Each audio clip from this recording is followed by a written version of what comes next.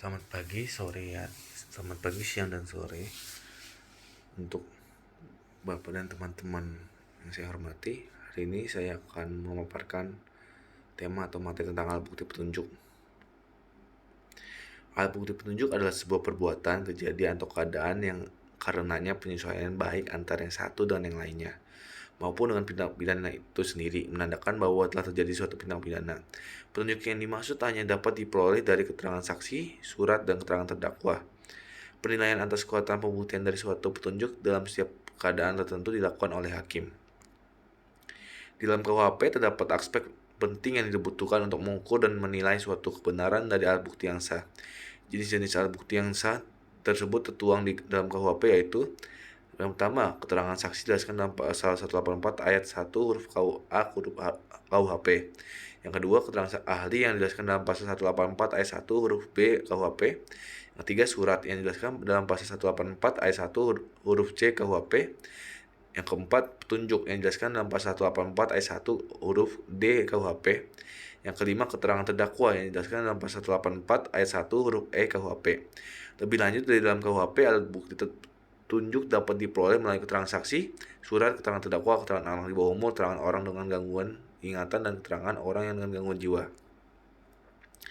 Pasal 188 ayat 1 KUHP memberikan definisi petunjuk sebagai berikut.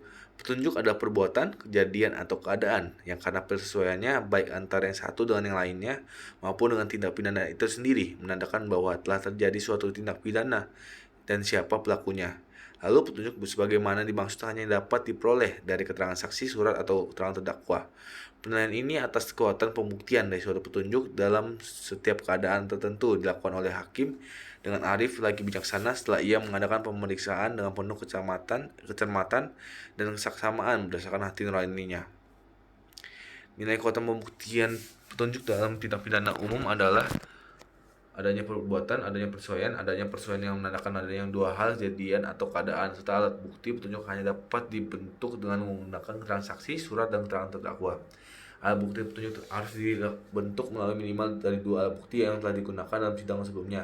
Alat bukti petunjuk hanya bisa dibentuk oleh hakim setelah memeriksa alat bukti-bukti atau seluruh alat bukti yang dalam artiannya bahwa alat bukti petunjuk hanya dibentuk hakim melalui pertimbangan hukum dan putusannya. Kemudian jaksa penuntut umum dapat membentuk alat bukti petunjuk. Jaksa membentuk alat bukti petunjuk dalam requisitornya dan penasihat hukumnya akan menyangkal pembentukan alat bukti pledoinya. Namun alat bukti petunjuk hasil bentukan jaksa penuntut umum dan atau bantahan penasihat hukum tidak mengikat hakim karena pembuktian alat bukti petunjuk bentukannya jaksa penuntut umum. Bagi hakim, nilai pembuktiannya adalah bebas.